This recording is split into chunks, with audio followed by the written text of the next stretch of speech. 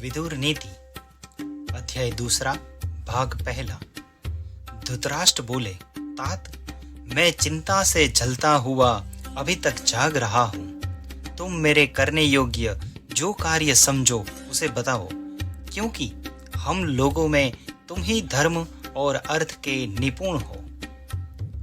उदाचित विदुर, तुम अपनी बुद्धि से विचार कर मुझे ठीक ठीक उपदेश करो। जो बात युधिष्ठिर के लिए हितकर और कौरवों के लिए कल्याणकारी समझो, वह सब अवश्य बताओ।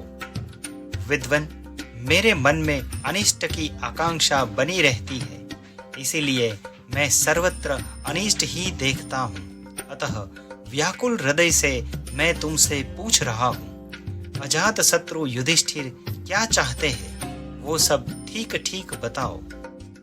विदुर जी ने कहा, मनुष्य को चाहिए कि वह जिसकी पराजय नहीं चाहता उसको बिना पूछे भी कल्याण करने वाली या अनिष्ट करने वाली अच्छी अथवा बुरी जो भी बात हो बता दे।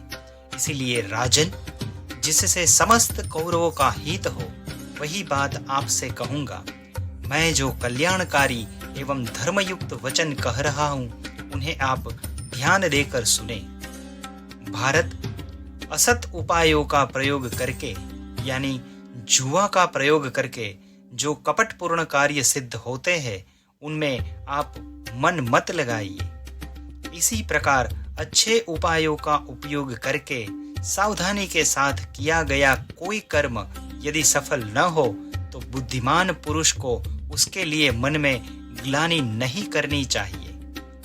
किसी प्रयोजन से किए गए कर्मों में पहले प्रयोजनों को समझ लेना चाहिए। खूब सोच विचार कर कर काम करना चाहिए। जल्दबाजी से किसी काम का आरंभ नहीं करना चाहिए। धीर मनुष्य तो उचित है कि पहले कर्मों के प्रयोजन, परिणाम तथा अपनी उन्नति का विचार करके फिर काम का आरंभ करे या न करे। जो राजा स्थिति, लाभ, हानि, खजाना, देश तथा दंड आदि की मात्रा को नहीं जानता वह राज्य पर स्थित नहीं रह सकता। जो इनके प्रमाणों को ठीक ठीक जानता है तथा धर्म और अर्थ के ज्ञान में दत्तचित्त रहता है वह राज्य को प्राप्त करता है। अब तो राज्य प्राप्त हो ही गया ऐसा समझकर अनुचित वर्ताव नहीं करना चाहिए। उदंडता संपत्ति को उसी प्रकार नष्ट कर देती है जैसे सुंदर रूप को बुढ़ापा। मछली बढ़िया चोरों से ढकी हुई लोहे की कांटे को लोभ में पड़कर निगल जाती है, उससे होने वाले परिणाम पर विचार नहीं करती।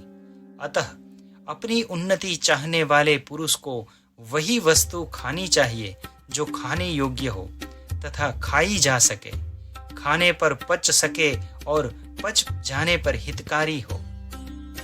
जो पेड़ से कच्चे फलों को तोड़ता है वह उन फलों से रस तो पाता नहीं, उल्टे उस वृक्ष को जीव का नाश होता है।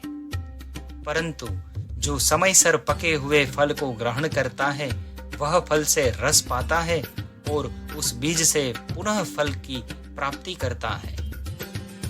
जैसे भौरा फूलों की रक्षा करता हुआ उनके मधु का आश्वासन करता है, उसी प्रकार राजा भी प्रजाजनों को कष्ट दिए बिना ही उससे धन ले। जैसे माली बगीचे में एक एक फूल तोड़ता है, उसकी जड़ नहीं काटता, उसी प्रकार राजा प्रजा की रक्षा पूर्वक उनसे कर ले यानी टैक्स ले। कोयला बनाने वाले की तरह जड़ नहीं काटनी चाहिए।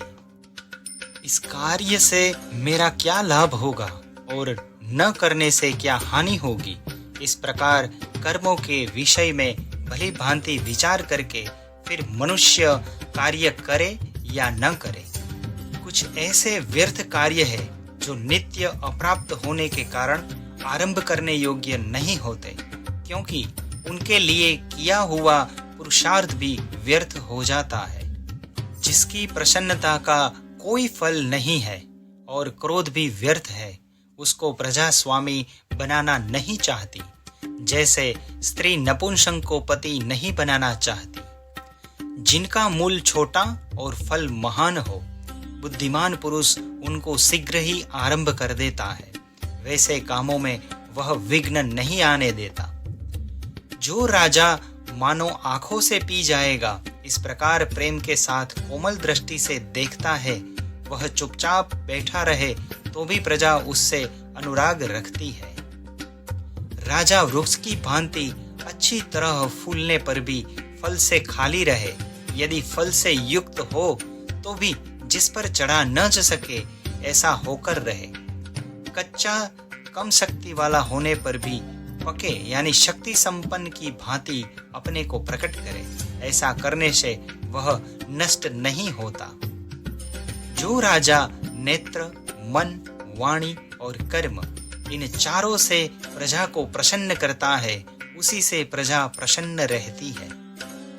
जैसे व्याघ्र से हिरन भयभीत होता है, उसी प्रकार जिससे समस्त प्राणी डरते हैं, वह समुद्र पर्यंत पृथ्वी का राज्य पाकर भी प्रजाजनों के द्वारा त्याग दिया जाता है। अन्याय में स्थित हुआ राजा बाप दादों का राज्य पाकर भी अपने ही कर्मों से उसे इस तरह भ्रष्ट कर देता है, जैसे हवा बादल को छिन्न छिन्न कर देती है।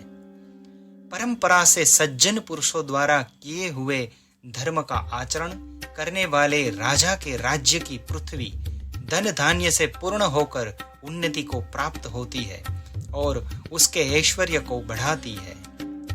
जो राजा धर्म को छोड़ता और अधर्म का अनुष्ठान करता है, उसकी राज्य भूमि आग पर रखे हुए चमड़े की भांति संकुचित हो जाती है। जो यत्न दूसरों के राष्ट्र को नाश करने के लिए किया जाता है, वही अपने राज्य की रक्षा के लिए करना उचित है। धर्म से ही राज्य प्राप्त करे और धर्म से ही उसकी रक्षा करे, क्योंकि धर्म मूलक राज्य लक्ष्मी को पाकर न तो राजा उसे छोड़ता है और न वही राजा को छोड़ती है। निरर्थक बोलने वाले, पागल तथा बकवाद करने वाले बच्चे से भी सब ओर से उसी भांति तत्व की बात ग्रहण करनी चाहिए, जैसे पत्थरों में से सोना लिया जाता है। जैसे उच्च वृत्ति से जीविका चलाने वाला एक एक दाना चुगता रहता है, उसी प्रकार धीर पुरुष को जहां तहां से भावपूर्ण वचनों, सुक्तियों और सत्कर्मों का संग्रह करते रहना चाहिए।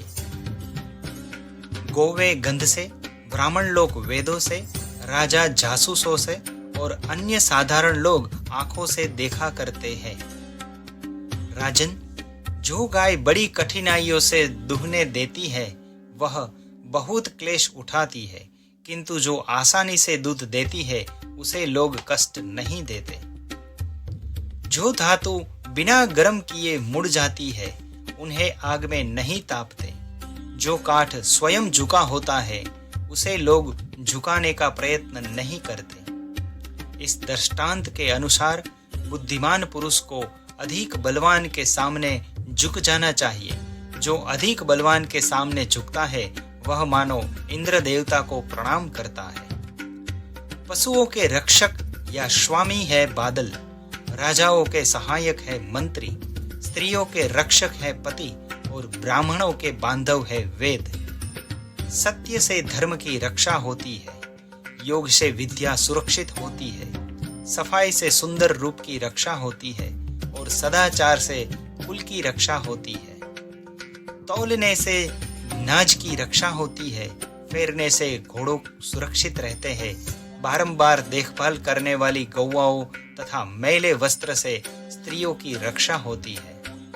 मेरा ऐसा विचार है कि सदाचार से हीन मनुष्य का केवल ऊंचा कुल मान्य नहीं हो सकता, क्योंकि नीच कुल में उत्पन्न मनुष्य का भी सदाचार श्रेष्ठ माना जाता है। जो दूसरों के धन, रूप, पराक्रम, कुलीनता, सुख, सौभाग्य और सम्मान पर दाह करता है, उसका यह रोग असाध्य है। न करने वाले योग्य काम करने से, करने योग्य काम प्रमाद करने से तथा कार्य सिद्ध होने से पहले ही मंत्र प्रकट हो जाने से डरना चाहिए और जिससे नशा चढ़े ऐसा पेय नहीं पीना चाहिए। विद्या का मद, धन का मद और तीसरा ऊंचे कुल का मद है। ये घमंडी पुरुषों के लिए तो मद है, परंतु सज्जन पुरुषों के लिए दम के साधन है।